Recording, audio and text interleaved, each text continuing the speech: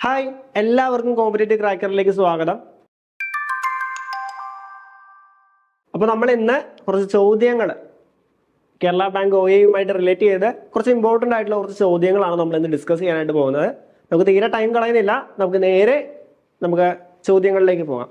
നമ്മുടെ ഒന്നാമത്തെ ചോദ്യം, താഴെ പറയുന്നവയിൽ ജീവിതശൈലി രോഗം അല്ലാത്തത് ഏത്? നമുക്കറിയാം എന്താണ് ഈ ജീവിതശൈലി രോഗം എന്ന് പറയുന്നത്. എന്താണ് ഈ ജീവിതശൈലി രോഗം എന്ന് പറയുന്നത്? അതെ, നമ്മുടെ ജീവിതശൈലി കൊണ്ട് അല്ലെങ്കിൽ നമ്മുടെ ജീവിത രീതികൾ കൊണ്ട് ഉണ്ടാവുന്ന രോഗങ്ങളെയാണ് നമ്മൾ ജീവിതശൈലി രോഗങ്ങൾ എന്ന് പറയുന്നത്, അല്ലെ? അപ്പം ഓപ്ഷൻസ് കൊടുത്തിട്ടുണ്ട്. തൊണ്ടമുള്ള, ഫാറ്റി ലിവർ, ഹൃദയാഘാതം, അമിത രക്തസമ്മർദ്ദം. ഇതില് തൊണ്ടമുള്ള എന്ന് പറയുന്നത് അല്ലെ ഡിഫ്തീരിയ എന്ന് പറയുന്ന രോഗമാണ്. ഡിഫ്തീരിയയുടെ മലയാളം ടേമാണ് തൊണ്ടമുള്ള എന്ന് പറയുന്നത്. ഒരു വട്ടം PSC ചോദിച്ചിട്ടുള്ള ചോദ്യമാണ്, അല്ലെ? തൊണ്ടമുള്ള എന്നറിയപ്പെടുന്ന രോഗം ഏത്? അത് ഡിഫ്തീരിയ ആണ്. അപ്പൊ ഈ തൊണ്ടമുള്ള അഥവാ ഡിഫ്തീരിയ എന്ന് പറയുന്ന രോഗം പരത്തുന്നത് ബാക്ടീരിയകളാണ്. ഏത് ബാക്ടീരിയ ആണെന്ന് ചോദിച്ചു കഴിഞ്ഞാൽ കൊറോണി ബാക്ടീരിയം ഡിഫ്തീരിയ എന്ന് പറയുന്ന ബാക്ടീരിയ ആണ് തൊണ്ടമുള്ള എന്ന് പറയുന്ന ആ രോഗം പരത്തുന്നത്. ഈ രോഗം ബാധിക്കുന്നത് നമ്മുടെ മ്യൂക്കസ് മെംബ്രെയിനെയാണ് അഥവാ ശ്ലേഷ്മ സ്തരത്തെയാണ്. ഈ ശ്ലേഷ്മ സ്തരത്തെ ബാധിച്ചു കഴിഞ്ഞാൽ അതിന്റെ പുറം ഭാഗത്തെ ഔട്ടർ കോട്ടിംഗ് ഇല്ലാണ്ടാക്കുന്നു. തൽമൂലം അവിടെ ഒരു ആഷ് കളർ കോട്ടിംഗ് ഉണ്ടാവുന്നു, അല്ലെ? ഒരു ചാര നിറത്തിലുള്ള കോട്ടിംഗ് ഉണ്ടാവുന്നു. അതാണ് ഈ രോഗത്തിന്റെ ഏറ്റവും വലിയ പ്രത്യേകത, അല്ലെങ്കിൽ തൊണ്ടമുള്ള് അല്ലെങ്കിൽ ഡിഫ്തീരിയയുടെ ഏറ്റവും വലിയ പ്രത്യേകത എന്ന് മനസ്സിലാക്കുക. പിന്നീട് ബാക്കി ഫാറ്റി ലിവറും ഹൃദയാഘാതവും അമിത രക്തസമ്മർദ്ദവും എല്ലാം എന്താണ്? ഒരു ജീവിതശൈലി രോഗമാണ്, അല്ലെ? ഫാറ്റി ലിവറിൽ ഫാറ്റ് കൂടുന്ന അവസ്ഥയാണ്. ഹൃദയാഘാതം ബ്ലഡ് വെസലുകളിൽ കൊറോണറി ആർട്ടറിയിൽ ഫാറ്റ് അടിഞ്ഞു കൂടി ഹൃദയത്തിലേക്ക് രക്തം എത്താതെ വരുന്ന അവസ്ഥയാണ് ഹൃദയാഘാതം. അമിത രക്തസമ്മർദ്ദം അത് തന്നെ രക്തക്കുഴലുകളിൽ അമിത ഫോഴ്സ് ചെലുത്തുന്ന അവസ്ഥയാണ് അമിത രക്തസമ്മർദ്ദം എന്ന് പറയുന്നത്. ഈ മൂന്നും എന്ന് പറയുന്നത് എന്താണ്? ജീവിതശൈലി രോഗമാണ്. തൊണ്ടമുള്ള എന്ന് പറയുന്നത് എന്താണ്? ഒരു സൂക്ഷ്മജീവി പരത്തുന്ന രോഗമാണ് എന്ന് കൂടി മനസ്സിലാക്കുക. ഓക്കെ, രണ്ടാമത്തെ ചോദ്യത്തിലേക്ക് പോവാം. തലച്ചോറിൽ അടങ്ങിയിരിക്കുന്ന ജലത്തിന്റെ അളവ്. നമുക്കറിയാം നമ്മുടെ മനുഷ്യ ശരീരത്തിലുള്ള ജലത്തിന്റെ അളവ് ചോദിച്ചു കഴിഞ്ഞാൽ 65%. 65% മനുഷ്യ ശരീരത്തിലുള്ളത്, അല്ലെ? തലച്ചോറിലുള്ള ജലത്തിന്റെ അളവ് ചോദിച്ചു കഴിഞ്ഞാൽ അത് 85% തലച്ചോറിലുള്ള ജലത്തിന്റെ അളവ്, അല്ലെ? നമ്മുടെ എല്ലുകളിൽ അല്ലെങ്കിൽ ബോണുകളിലുള്ള ജലത്തിന്റെ അളവ് ചോദിച്ചു കഴിഞ്ഞാൽ അത് 25%. ഇനി രക്തത്തിലുള്ള ജലത്തിന്റെ അളവ് ചോദിച്ചു കഴിഞ്ഞാൽ അത് 90% എന്ന് കൂടി മനസ്സിലാക്കുക. ഓക്കെ അല്ലെ? 65% ശരീരത്തിലുള്ള ജലത്തിന്റെ അളവ്, 85% തലച്ചോറിലുള്ള ജലത്തിന്റെ അളവ്, 25% അസ്ഥിയിലുള്ള ജലത്തിന്റെ അളവ്, 90% രക്തത്തിലുള്ള ജലത്തിന്റെ അളവാണ് എന്ന് മനസ്സിലാക്കുക. ഓക്കെ, അടുത്തൊരു ചോദ്യത്തിലേക്ക് പോവാം. താഴെ പറയുന്നവയിൽ ശരിയല്ലാത്തത് ഏത്? ജീവകവുമായിട്ട് ബന്ധപ്പെട്ട ഒരു ചോദ്യമാണ്, അല്ലെ? ജീവകം A റെറ്റിനോൾ എന്ന് അറിയപ്പെടുന്നു, ശരിയല്ലേ? ജീവകം A ആണ് റെറ്റിനോൾ എന്ന് അറിയപ്പെടുന്നത്, അത് ശരിയാണ്. അടുത്തത് ജീവകം C റൈബോഫ്ലാവിൻ ആണോ? ജീവകം C എന്ന് പറയുന്നത് അത് ആസ്കോർബിക് ആസിഡ് ആണ്. അപ്പം B എന്ന് പറയുന്ന ഓപ്ഷൻ തെറ്റാണ്. അടുത്തത് C ജീവകം B തയാമിൻ. ജീവകം B1 ആണ് തയാമിൻ എന്ന് അറിയപ്പെടുന്നത്, കറക്റ്റ് ആണ്. ജീവകം B തയാമിൻ. ഓക്കെ, ദെൻ ജീവകം E ടോക്കോഫിറോൾ കറക്റ്റ് ആണ്, അതും കറക്റ്റ് ആണ്.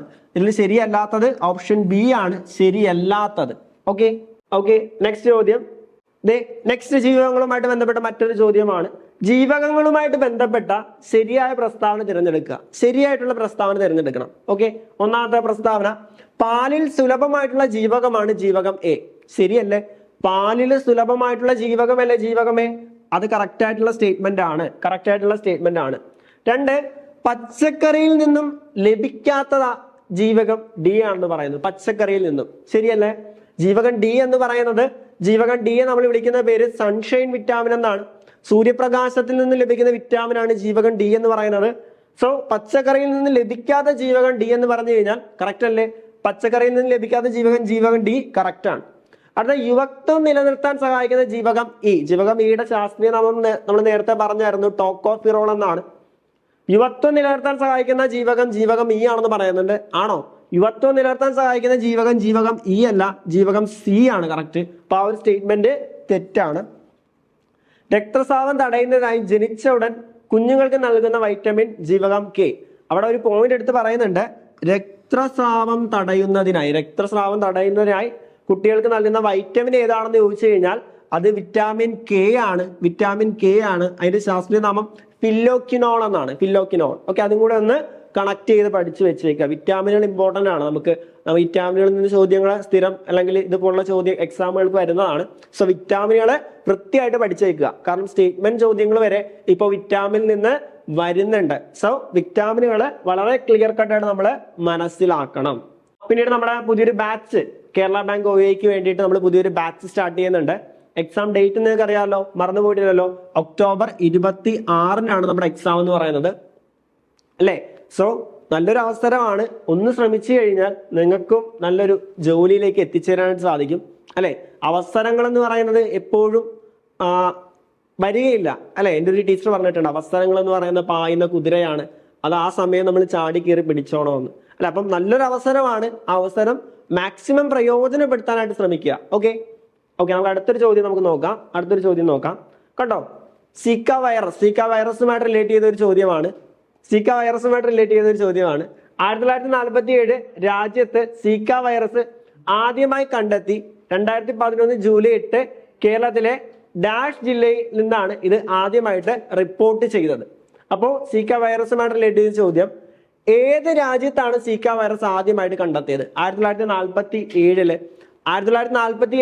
നമുക്കറിയാം ഉഗാണ്ടയിലാണ് സിക്ക വൈറസ് ആദ്യമായിട്ട് റിപ്പോർട്ട് ചെയ്തത്. കേരളത്തിൽ എവിടെയാണെന്ന് ചോദിച്ചു കഴിഞ്ഞാൽ കേരളത്തിൽ തിരുവനന്തപുരത്താണ്. അപ്പൊ ഉഗാണ്ട രാജ്യത്ത് ആദ്യമായിട്ട് റിപ്പോർട്ട് ചെയ്തു, കേരളത്തിൽ തിരുവനന്തപുരത്താണ്. തിരുവനന്തപുരത്ത് ഏത് സ്ഥലം എന്ന് ചോദിച്ചു കഴിഞ്ഞാൽ തിരുവനന്തപുരത്ത് പാറശാലയിലാണ് എന്ന് കൂടി മനസ്സിലാക്കുക. തിരുവനന്തപുരം പാറശാലയിലാണ് സിക്ക വൈറസ് ആദ്യമായിട്ട് റിപ്പോർട്ട് ചെയ്തതെന്ന് കൂടി മനസ്സിലാക്കുക. തിരുവനന്തപുരത്ത് റിപ്പോർട്ട് ചെയ്ത ഡേറ്റ് ഓർമ്മ വേണം, 2021 ജൂലൈ 8 എന്ന് കൂടി മനസ്സിലാക്കുക. 2021 ജൂലൈ 8 എന്ന് കൂടി മനസ്സിലാക്കുക. അടുത്തൊരു ചോദ്യത്തിലേക്ക് പോവാം. ക്രോമസോമുകളിൽ സ്റ്റെയിൻ പിടിക്കാത്ത ഭാഗത്തെ വിളിക്കുന്ന പേര് നമുക്കറിയാം അല്ലെ. ക്രോമസോമുകളുടെ പ്രധാന ഭാഗങ്ങൾ പറയുകയാണെങ്കിൽ ഇതാണ് ക്രോമസോമുകളുടെ പ്രധാന ഭാഗം എന്നറിയപ്പെടുന്നത്. ഈ ഒരു ഭാഗത്തെ വിളിക്കുന്ന പേരാണ് ക്രോമാറ്റിഡ് എന്ന് പറയുന്നത്.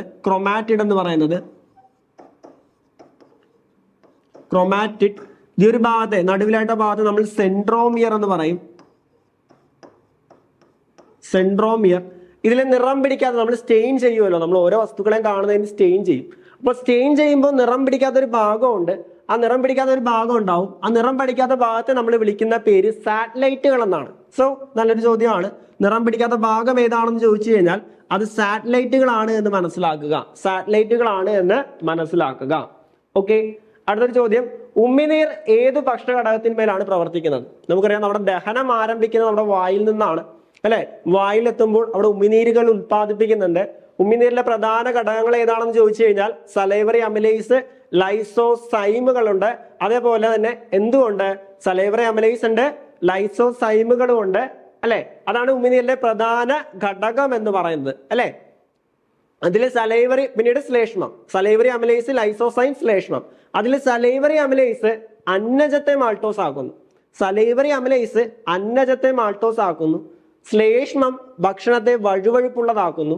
ലൈസോസൈം, അത് ഇമ്പോർട്ടന്റ് ആണ്, ലൈസോസൈം ഭക്ഷണത്തിലുള്ള രോഗാണുക്കളെ നശിപ്പിക്കുന്നു. അപ്പം ഇവിടെ നോക്കിയുള്ള ഉമിനീരിൽ ഏത് ഭക്ഷണ ഘടകത്തിന്മേലാണ് പ്രവർത്തിക്കുന്നത്? ഉമിനീര് ഏത് ഭക്ഷണ ഘടകത്തിന്മേലാണ് പ്രവർത്തിക്കുന്നത് ചോദിച്ചു കഴിഞ്ഞാൽ ഓൾറെഡി പറഞ്ഞു. ഉമിനീർ എന്താ? ഉമിനീരിലെ സലൈവറി അമിലേസ് അന്നജത്തെ മാൾട്ടോസ് ആക്കുന്ന സലൈവറി അമിലേസ് അല്ലെ. അപ്പൊ അത് അന്നജത്തിന്മേലാണ് പ്രവർത്തിക്കുന്നത്. അതിൽ ലൈസോസൈം ഇമ്പോർട്ടന്റ് ആണ്. ലൈസോസൈം രോഗാണുക്കളെ നശിപ്പിക്കുന്നു. ഭക്ഷണ പദാർത്ഥത്തിലുള്ള രോഗാണുക്കളെ നശിപ്പിക്കുന്ന ആരാണെന്ന് ചോദിച്ചു കഴിഞ്ഞാൽ അത് ലൈസോസൈം ആണ് എന്ന് കൂടി വ്യക്തമായിട്ട് മനസ്സിലാക്കുക.